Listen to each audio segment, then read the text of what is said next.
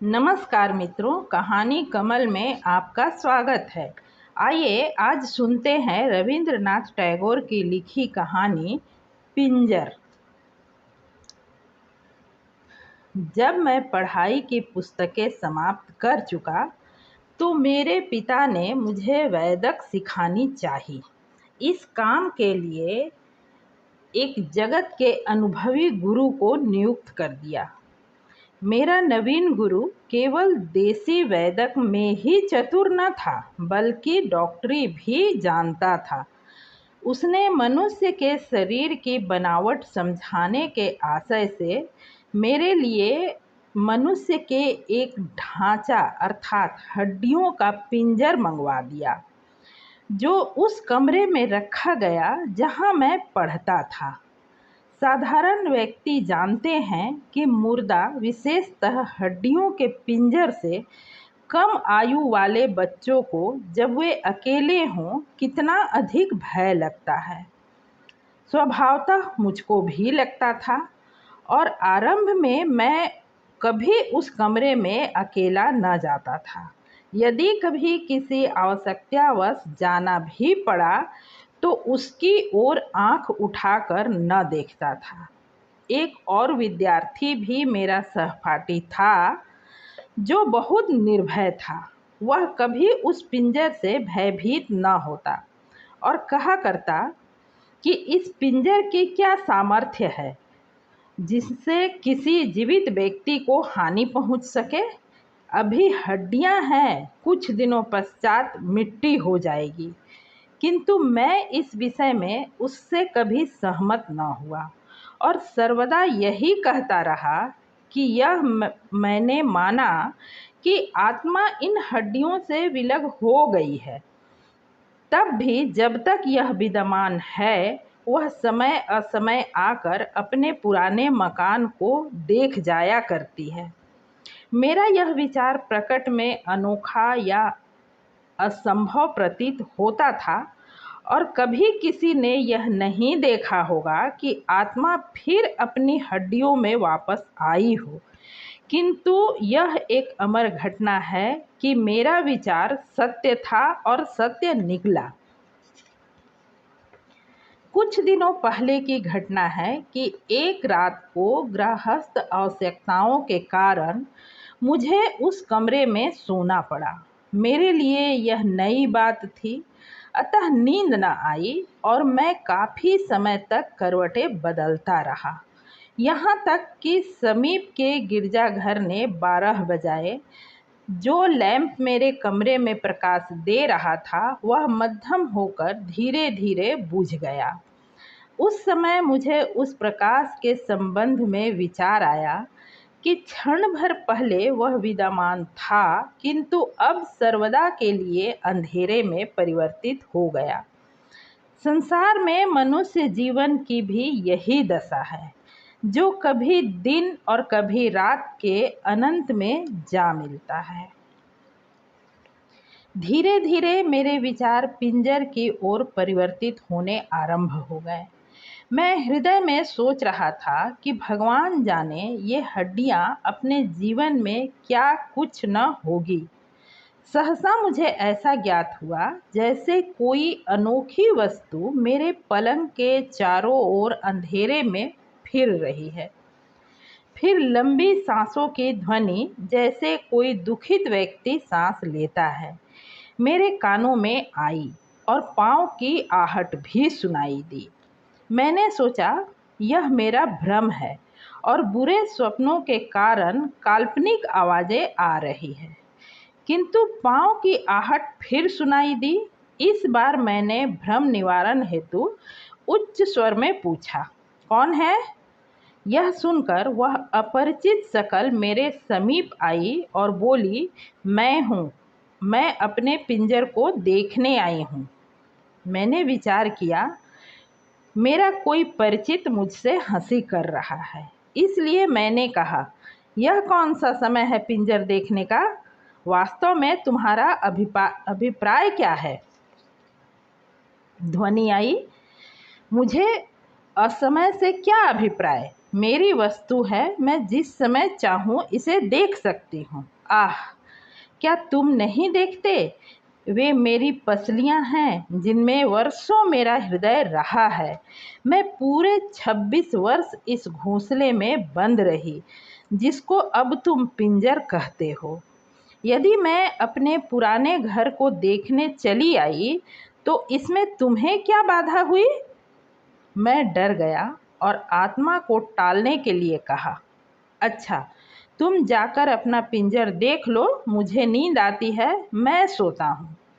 मैंने हृदय में निश्चय कर लिया कि जिस समय वह यहाँ से हटे मैं तुरंत भागकर बाहर चला जाऊंगा।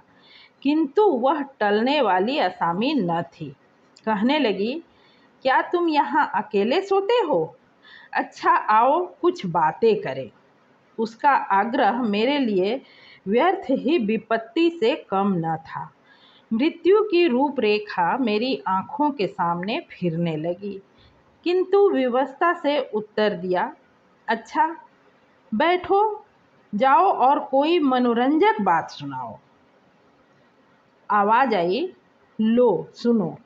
25 वर्ष बीते, मैं भी तुम्हारी तरह मनुष्य थी और मनुष्यों में बैठकर बातचीत किया करती थी, किंतु अब शमशान के शून्य स्थान में फिरती रहती हूँ।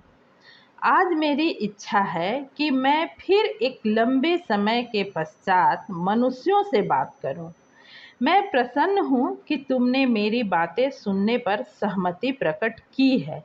क्यों, तुम बातें सुनना चाहते हो या नहीं? यह कहकर वह आगे की ओर आई और मुझे मालूम हुआ कि कोई व्यक्ति मेरे पायती पर बैठ गया। फिर इससे पूर्व कि मैं कोई शब्द मुंह से निकालूं, उसने अपनी कथा सुनानी आरंभ कर दी। वह बोली, महाशय, जब मैं मनुष्य के रूप में थी तो केवल एक व्यक्ति से डरती थी और वह व्यक्ति मेरे लिए मानो मृत्यु का देवता था। वह था मेरा पति। जिस प्रकार कोई व्यक्ति मछली को कांटा लगाकर पानी से बाहर ले आया हो, वह व्यक्ति मुझको मेरे माता पिता के घर से बाहर ले आया था और मुझको वहां जाने न देता था। अच्छा था, उसका काम जल्दी ही समाप्त हो गया, अर्थात विवाह के दूसरे महीने ही वह संसार से चल बसा। मैंने लोगों की देखा देखी वैष्णव रीति से क्रियाकर्म किया, किंतु हृदय में बहुत प्रसन्न थी कि कांटा निकल गया। अब मुझको अपने माता पिता से मिलने की आज्ञा मिल जाएगी और मैं अपनी पुरानी सहेलियों से जिनके साथ खेला करती थी मिलूंगी। किंतु अभी मुझको मैके जाने की आज्ञा न मिली थी कि मेरा ससुर घर आया और मेरा मुख ध्यान से देखकर अपने आप कहने लगा, मुझको इसके हाथ और पांव के चिन्ह देखने से मालूम होता है यह लड़की डायन है। अपने ससुर के वे शब्द मुझको अब तक याद हैं, वे मेरे कानों में गूंज रहे हैं। उसके कुछ दिनों पश्चात मुझे अपने पिता के यहाँ जाने की आज्ञा मिल गई। पिता के घर जाने पर मुझे जो खुशी प्राप्त हुई वह वर्णन नहीं की जा सकती। मैं वहाँ प्रसन्नता से अपने यौवन के दिन व्यतीत करने लगी। मैंने उन दिनों अनेकों बार अपने भविष्य में कहते सुना कि मैं सुंदर युवती हूँ, परंतु तुम कहो, तुम्हारी क्या सम्मति है? मैंने उत्तर दिया, मैंने तुम्हें जीवित देखा नहीं, मैं कैसे सम्मति दे सकता हूँ? जो कुछ तुमने कहा ठीक ही होगा। वह बोली, मैं कैसे विश्वास दिलाऊं कि इन दो गड्ढों में लज्जाशील दो नेत्र देखने वालों पर बिजलियां गिराते थे। खेद है कि तुम मेरी वास्तविक मुस्कान का अनुमान इन हड्डियों के खुले मुखड़े से नहीं लगा सकते। इन हड्डियों के चहुओर जो सौंदर्य था अब उसका नाम तक बाकी नहीं है।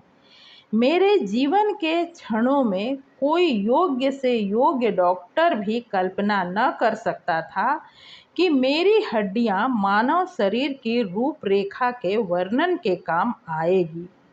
मुझे वह दिन याद है जब मैं चला करती थी तो प्रकाश की किरणें मेरे एक एक बाल से निकलकर प्रत्येक दिशा को प्रकाशित करती थी। मैं अपनी बाहों को घंटों देखा करती थी। आहा, ये वे बाहें थी जिसको मैंने दिखाई अपनी ओर आसक्त कर लिया। संभवतः सुभद्रा को भी ऐसी बाहें नसीब न हुई होंगी। मेरी कोमल और पतली उंगलियां मृणाल को भी लजाती थी। खेद है कि मेरे इस नग्न ढांचे ने तुम्हें मेरे सौंदर्य के विषय में सर्वथा झूठी सम्मति निर्धारित करने का अवसर दिया। तुम मुझे यौवन के क्षणों में देखते तो आंखों से नींद उड़ जाती और वैदिक ज्ञान का सौदा मस्तिष्क से अशुद्ध शब्दों की भांति समाप्त हो जाता। उसने कहानी का तारतम्य प्रवाहित रख कर कहा, मेरे भाई ने निश्चय कर लिया था कि वह विवाह न करेगा और घर में मैं ही एक स्त्री थी। मैं संध्या समय अपने उद्यान में छाया वाले वृक्षों के नीचे बैठती तो सितारे मुझे घुरा करते और शीतल वायु जब मेरे समीप से गुजरती तो मेरे साथ अटखेलियां करती थी। मैं अपने सौंदर्य पर घमंड करती और अनेकों बार सोचा करती कि जिस धरती पर मेरा पांव पड़ता है यदि उसमें अनुभव करने की शक्ति होती तो प्रसन्नता से फूली न समाती। कभी कहती संसार के संपूर्ण प्रेमी युवक घास के रूप में मेरे पैरों पर पड़े हैं। अब ये संपूर्ण विचार मुझको अनेक बार विफल करते हैं कि आह, क्या था और क्या हो गया। मेरे भाई का एक मित्र सतीश कुमार था जिसने मेडिकल कॉलेज में डॉक्टरी का प्रमाण पत्र प्राप्त किया था। वह हमारा भी घरेलू डॉक्टर था। वैसे उसने मुझको नहीं देखा था, परंतु मैंने उसको एक दिन देख लिया और मुझे यह कहने में भी संकोच नहीं कि उसकी सुंदरता ने मुझ पर विशेष प्रभाव डाला। मेरा भाई अजीब ढंग का व्यक्ति था। संसार के शीत ग्रीष्म से सर्वथा अपरिचित, वह कभी गृहस्थ के कामों में हस्तक्षेप न करता। वह मौन प्रिय और एकांत में रहा करता था, जिसका परिणाम यह हुआ कि संसार से अलग होकर एकांत प्रिय बन गया और साधु महात्माओं का सा जीवन बिताने लगा। हाँ, तो वह नवयुवक सतीश कुमार हमारे यहाँ प्रायः आया करता और यही एक नवयुवक था जिसको अपने घर के पुरुषों के अतिरिक्त मुझे देखने का संयोग प्राप्त हुआ था। जब मैं उद्यान में अकेली होती और पुष्पों से लदे हुए वृक्ष के नीचे महारानी की भांति बैठती तो सतीश कुमार का ध्यान और भी मेरे हृदय में चुटकियां लेता। परंतु तुम किस चिंता में हो? तुम्हारे हृदय में क्या बीत रही है? मैंने ठंडी सांस भरकर उत्तर दिया, मैं यह विचार कर रहा हूँ कि कितना अच्छा होता कि मैं ही सतीश कुमार होता। वह हंसकर बोली, अच्छा, पहले मेरी कहानी सुन लो, फिर प्रेमालाप कर लेना।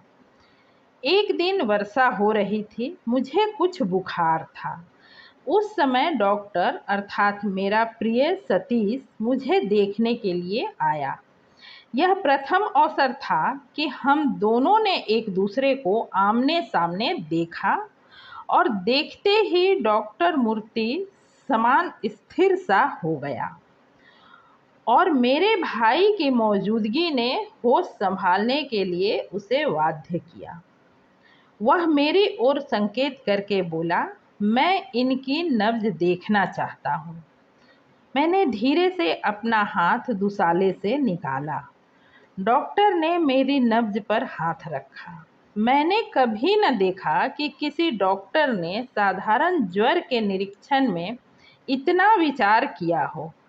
उसके हाथ की उंगलियां कांप रही थी। कठिन परिश्रम के पश्चात उसने मेरे ज्वर को अनुभव किया, किंतु वह मेरा ज्वर देखते देखते स्वयं ही बीमार हो गए। क्यों, तुम इस बात को मानते हो या नहीं? मैंने डरते डरते कहा, हाँ, बिल्कुल मानता हूँ। मनुष्य की अवस्था में परिवर्तन उत्पन्न होना कठिन नहीं है। वह बोली, कुछ दिनों परीक्षण करने से ज्ञात हुआ कि मेरे हृदय में डॉक्टर के अतिरिक्त और किसी नवयुवक का विचार तक नहीं। मेरा कार्यक्रम था संध्या समय वसंती रंग की साड़ी पहनकर, बालों में कंघी, फूलों का हार गले में डालकर, दर्पण हाथ में लिए बाग में चले जाना और पहरों देखा करना। क्यों, क्या दर्पण देखना बुरा है? मैंने घबराकर उत्तर दिया, नहीं तो। उसने कहानी का सिलसिला स्थापित रखते हुए कहा, दर्पण देखकर मैं ऐसा अनुभव करती जैसे मेरे रूप दो हो गए हैं, अर्थात मैं स्वयं ही सतीश कुमार बन जाती और स्वयं ही अपने प्रतिबिंब को प्रेमिका समझकर उस पर तन मन न्यौछावर करती। यह मेरा बहुत ही प्रिय मनोरंजन था और मैं घंटों व्यतीत कर देती। अनेकों बार ऐसा हुआ कि मध्याह्न को पलंग पर बिस्तर बिछाकर लेटी और एक हाथ को बिस्तर पर उपेक्षा से फेंक दिया। जरा आंख झपकी तो सपने में देखा कि सतीश कुमार आया और मेरे हाथ को चूम कर चला गया। बस, अब मैं कहानी समाप्त करती हूँ। तुम्हें तो नींद आ रही है। मेरी उत्सुकता बहुत बढ़ चुकी थी, अतः मैंने नम्रता भरे स्वर में कहा, नहीं, तुम कहे जाओ, मेरी जिज्ञासा बढ़ती जाती है। वह कहने लगी, अच्छा सुनो। थोड़े दिनों में ही सतीश कुमार का कारोबार बहुत बढ़ गया और उसने हमारे मकान के नीचे के भाग में अपनी डिस्पेंसरी खोल ली। जब उसे रोगियों से अवकाश मिलता तो मैं उसके पास जा बैठती और हंसी ठट्ठा में विभिन्न दवाइयों का नाम पूछती रहती। इस प्रकार मुझे ऐसी दवाएं भी ज्ञात हो गई जो विषैली थी। सतीश कुमार से जो कुछ मैं मालूम करती वह बड़े प्रेम और नम्रता से बताया करता। इस प्रकार एक लंबा समय बीत गया और मैंने अनुभव करना आरंभ किया कि डॉक्टर होश हवास खोए से रहता है और जब कभी मैं उसके सम्मुख जाती हूँ तो उसके मुख पर मुर्दनी सी छा जाती है। परंतु ऐसा क्यों होता है, इसका कोई कारण ज्ञात न हुआ। एक दिन डॉक्टर ने मेरे भाई से गाड़ी मांगी। मैं पास बैठी थी। मैंने भाई से पूछा, डॉक्टर रात में इस समय कहाँ जाएगा? मेरे भाई ने उत्तर दिया, तबाह होने को। मैंने अनुरोध किया कि मुझे अवश्य बताओ वह कहाँ जा रहा है। भाई ने कहा, वह विवाह करने जा रहा है। यह सुनकर मुझ पर मूर्छा सी छा गई, किंतु मैंने अपने आप को संभाला और भाई से फिर पूछा, क्या वह सचमुच विवाह करने जा रहा है या मजाक करते हो? उसने उत्तर दिया, सत्य ही, आज डॉक्टर दुल्हन लाएगा। मैं वर्णन नहीं कर सकती कि यह बात मुझे कितनी कष्टप्रद अनुभव हुई।